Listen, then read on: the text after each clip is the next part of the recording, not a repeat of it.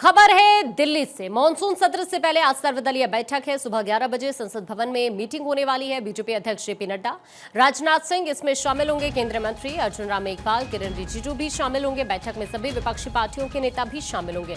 देखिए, सत्र की शुरुआत होने जा रही 21 तारीख से 21 अगस्त तक ये संसद का सत्र चलेगा, जिसमें कई नए बिल सरकार की तरफ से पेश किए जा सकते हैं। खेल खनिज से जुड़े बिल सरकार लेकर आ सकती है, शिक्षा टैक्स से जुड़े भी बिल सरकार लेकर आ सकती है। तो ये कई बिल हैं जो सरकार की तरफ से इस सत्र में पेश किए जा सकते हैं।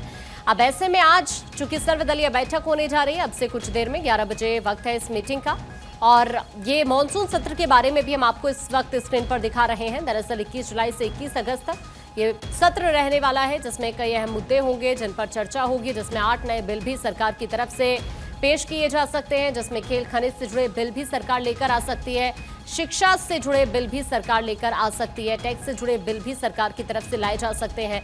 और दूसरी तरफ देखिए, इसमें कुल मिलाकर ये कहा जा रहा है कि 8 नए बिल हैं जिन्हें यहां पर पेश किया जा सकता है, जिसमें मणिपुर जीएसटी संशोधन बिल हो सकता है, टैक्सेशन संशोधन बिल हो सकता है, इसके अलावा जन विश्वास बिल है, आईआईएम संशोधन बिल हो सकता है, माइंस एंड मिनरल संशोधन बिल भी सरकार लेकर आ सकती है, जियो heritage sites and Jio relax bill भी सरकार की तरफ से पेश किया जा सकता है, नेशनल स्पोर्ट्स गवर्नेंस बिल भी सरकार लेकर आ सकती है, नेशनल एंटी डोपिंग बिल भी सरकार की तरफ से लाया जा सकता है। तो कुल मिलाकर ये तमाम वो अहम बिल हैं जिन्हें सरकार पेश कर सकती है। मणिपुर जीएसटी संशोधन बिल की अगर हम बात करते हैं तो मणिपुर की जीएसटी व्यवस्था से जुड़ा हुआ ये बिल है। मणिपुर की जीएसटी व्यवस्था में संशोधन का प्रस्ताव यहां पर रखा जा सकता है। टैक्सेशन संशोधन बिल की बात करते हैं तो ये कर कानूनों में संशोधन से जुड़ा हुआ बिल है। कर प्रक्रिया सरल हो, व्यवसाय अनुकूल हो, इस पर सरकार का जोर रह सकता है। तो कुल मिलाकर ये तमाम एक एक करके उन बिल के बारे में भी आपको थोड़ा सा बता रहे हैं कि किस तरह ये इंपॉर्टेंट है। जन विश्वास बिल की अगर हम बात करते हैं तो छोटे अपराधों को आपराधिक श्रेणी से हटाने का प्रस्ताव इसमें है। छोटे अपराधों को प्रशासनिक जुर्माने की श्रेणी में लाने का इसमें प्रस्ताव है। ईज ऑफ डूइंग बिजनेस को बढ़ावा देना, जिसके लिए प्रावधानों में सुधार सरकार की तरफ से किया जा सकता है। इसके अलावा आईआईएम संशोधन बिल की अगर हम बात करते हैं तो आईआईएमएस से जुड़े प्रशासनिक ढांचे में बदलाव हो सकता है। इसके संचालन प्रक्रिया में बदलाव का प्रस्ताव संभव है। इसके अलावा माइंस एंड मिनरल संशोधन बिल की बात करते हैं तो खनन क्षेत्र के विस्तार से जुड़े प्रस्ताव यहां पर रखे जा सकते हैं। खनिज संसाधनों के आवंटन प्रबंधन में सुधार पर जोर। इसके अलावा वित्तीय सुधार लाने के लिए संशोधन इसमें किए जा सकते हैं। जियो heritage sites and Jio relax की बात करें तो जियो हेरिटेज साइट्स के संरक्षण रख रखाव से जुड़ा ये बिल है। जियो हेरिटेज साइट्स की प्रचार सुरक्षा से जुड़ा हुआ ये बिल है। नेशनल स्पोर्ट्स गवर्नेंस बिल की बात करें, खेल संगठनों में पारदर्शिता लाने पर सरकार का जोर हो सकता है। खेलों से जुड़े विवादों को हल करने के लिए स्पष्ट नियम इसमें देखने के लिए मिल सकते हैं। खिलाड़ियों के अधिकारों की रक्षा से जुड़ा ये प्रस्ताव इसमें आप देख सकते हैं। खेल संगठनों में जवाबदेही तय करने का प्रस्ताव भी इसमें हो सकता है। इसके अलावा नेशनल एंटी डोपिंग बिल की अगर हम बात करते हैं तो इसको मजबूत बनाने पर सरकार का दरअसल जोर एंटी डोपिंग सिस्टम को लेकर रहने वाला है।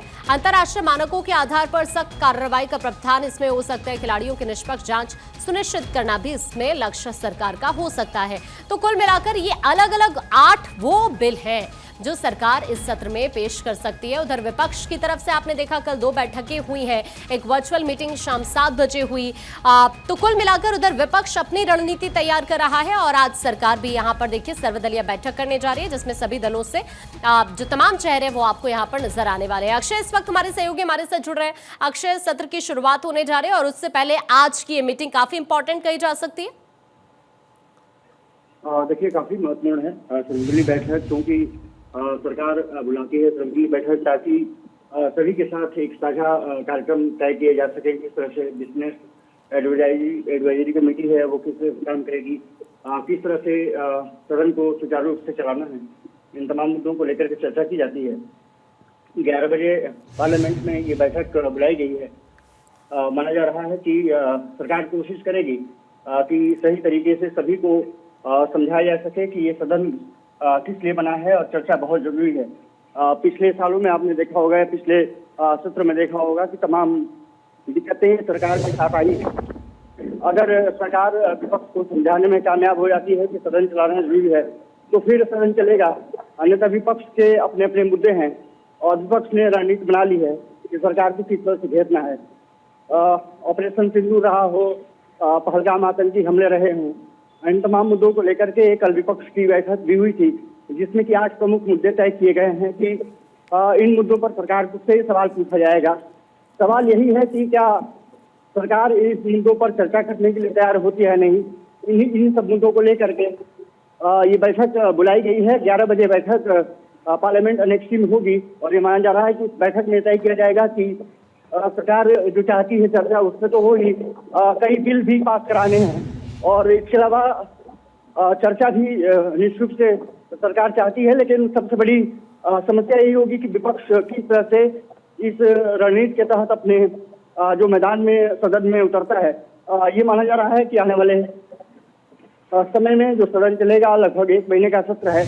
कहा जा सकता है कि कोशिश सरकार की यही रहेगी कि किस तरह से। लेकिन अक्षय, ये तो इस बार विपक्ष के रुख से क्लियर दिख भी रहा है कि विपक्ष पूरी तरह से आक्रामक नजर आ सकता है इस बार, क्योंकि चाहे हम ऑपरेशन सिंदूर की बात करें, अहमदाबाद में प्लेन हादसे की हम बात करें, उसको लेकर जो इन्वेस्टिगेशन चल रही है, इसके अलावा जम्मू कश्मीर की करंट सिचुएशन की हम बात करें, तो कुल मिलाकर ये कुछ ऐसे मुद्दे हैं जिनको लेकर लगातार विपक्ष सवाल भी उठा रहे हैं और ये मुद्दे कहीं ना कहीं हंगामे का रीजन भी बन सकते हैं सत्र में।